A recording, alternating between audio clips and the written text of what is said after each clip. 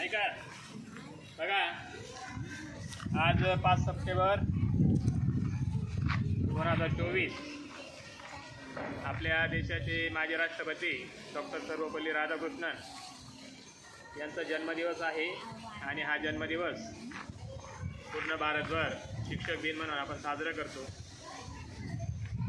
या ठिकाणी आपल्या गावातील ज्येष्ठ नागरिक तसेच माजी सरपंच सन्माननीय गिरवान भाऊ माळी या ठिकाणी आलेले आहेत।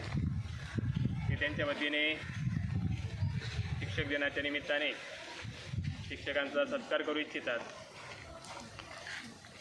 त्यांचं मी शाळेच्या वतीने खूप स्वागत करतो।